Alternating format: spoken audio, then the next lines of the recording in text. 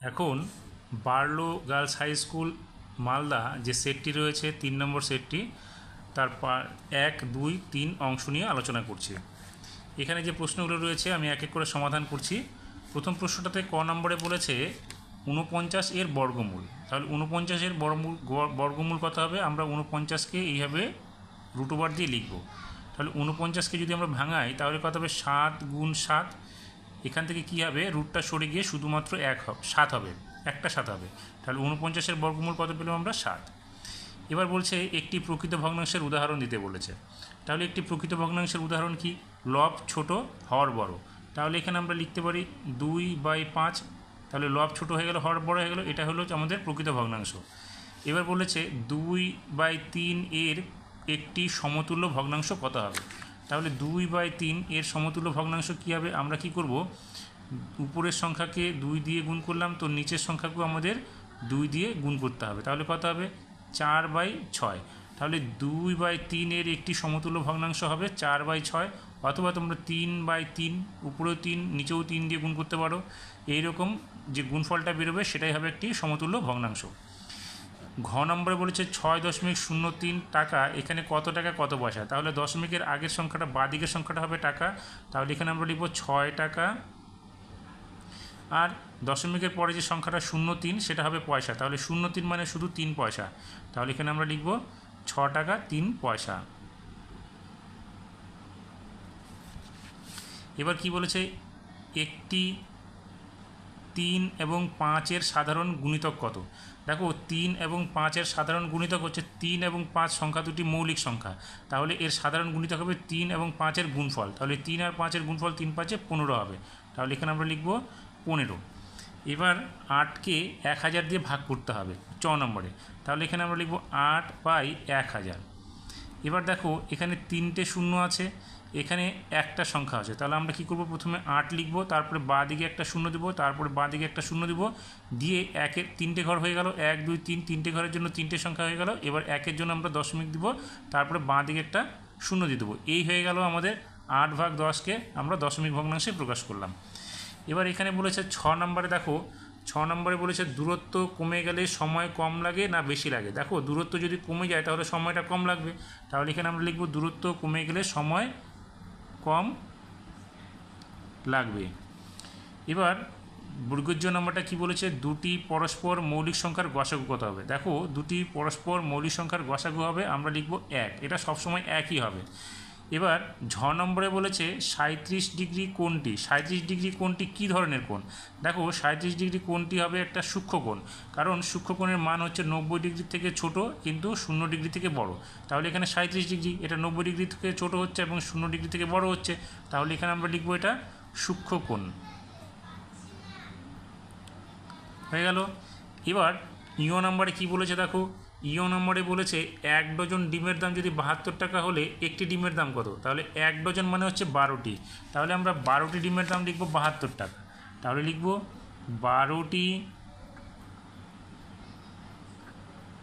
ডিমের দাম সমান চিহ্ন 72 টাকা।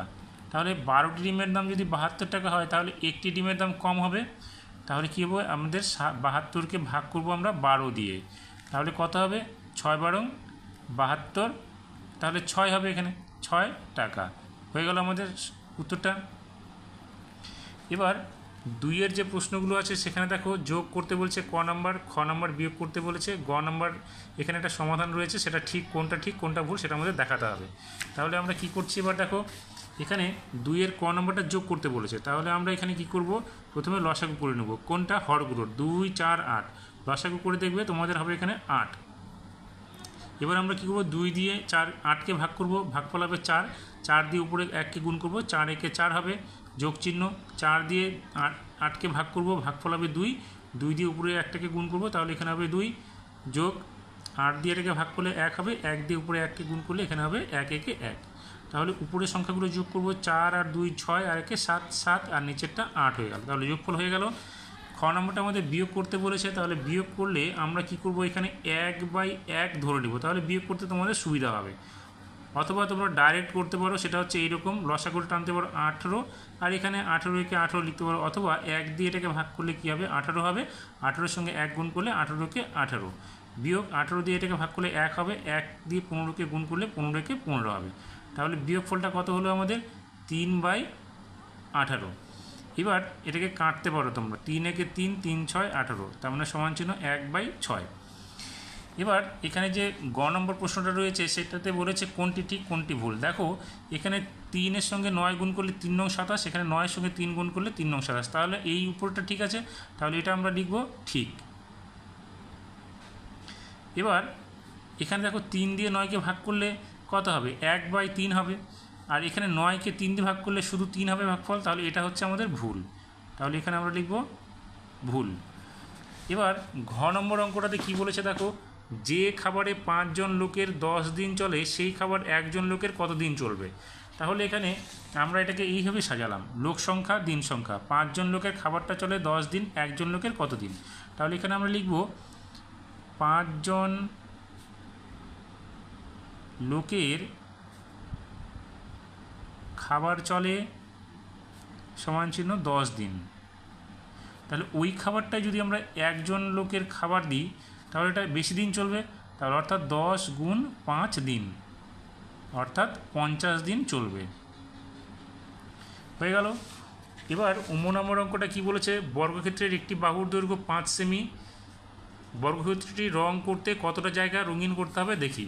তাহলে দেখো আমরা একটা এখানে বর্গক্ষেত্রাকার যদি আমরা জায়গা ধরে নিই, তাহলে এটা প্রত্যেক দিকে কত 5 5 করে আছে, আমাদের এই যে কতটা অংশ জায়গা আছে এইটি জায়গাটা বের করতে হবে। তাহলে এটা আমাদের কী বের করতে হবে ক্ষেত্রফলটা। তাহলে এখানে বর্গক্ষেত্রের বাহুর দৈর্ঘ্য দেওয়া আছে 5 সেমি, তাহলে আমরা লিখব অতএব বর্গক্ষেত্রের ক্ষেত্রফল কি বাহুর দৈর্ঘ্য গুণ বাহুর দৈর্ঘ্য অথবা বাহু স্কয়ার। তাহলে বাহুর দৈর্ঘ্য গুণ বাহুর দৈর্ঘ্য হলে কী হবে 5 গুণ 5, এখানে হবে বর্গ সেমি, এককটা হবে সেমি, তাহলে কত হচ্ছে 25 বর্গ সেমি। তাহলে আমাদের প্রশ্নের উত্তরটা কী চেয়েছে, প্রশ্নের উত্তরটা চেয়েছে এখানে দেখো বর্গক্ষেত্রটি রং করতে কতটা জায়গা রঙিন করতে হবে। তাহলে আমরা লিখব উত্তরে লিখব হচ্ছে বর্গক্ষেত্রটি রং করতে 25 বর্গ সেমি জায়গা রং করতে হবে। হয়ে গেল। এবার এখানে চ নম্বরটা বলেছে মিশ্র ভগ্নাংশে পরিণত করো। তাহলে দশমিক ভগ্নাংশ দেওয়া আছে, এই দশমিক ভগ্নাংশটাকে আমাদের মিশ্র ভগ্নাংশে পরিণত করতে হবে। তাহলে আমরা কীভাবে করব, দেখো দশমিকের আগে যে সংখ্যাটা আছে সেটা একটা লিখে নেব, লিখে একটা পাশে একটা দাগ দিয়ে দেবো, দিয়ে একের জন্য একটা দশমিক সংখ্যা এক নিব, এবং দশমিকের পরে যে যতগুলো ঘর আছে দুটো ঘর আছে, তাহলে আমরা এখানে দুটো শূন্য নিব।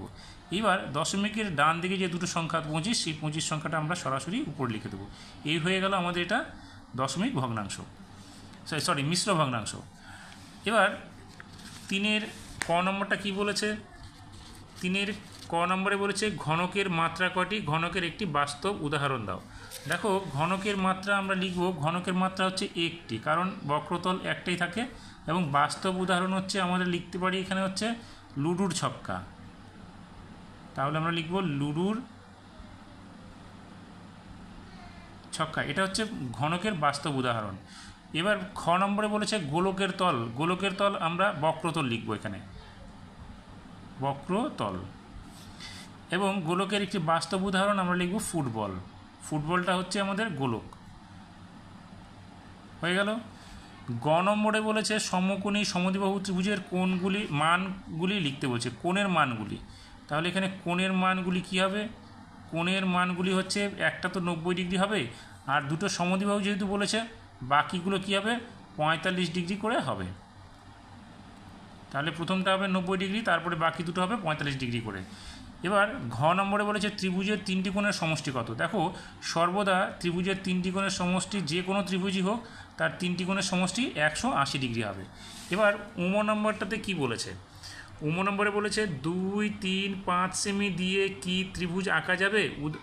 উত্তরের সপক্ষে যুক্তি দাও।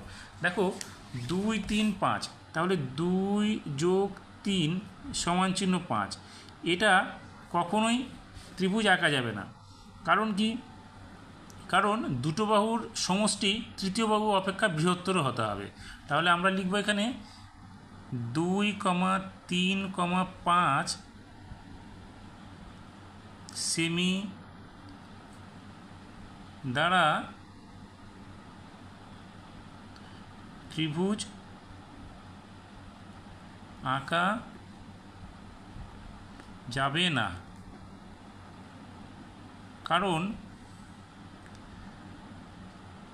2 যোগ 3 = 5, তৃতীয় বাহু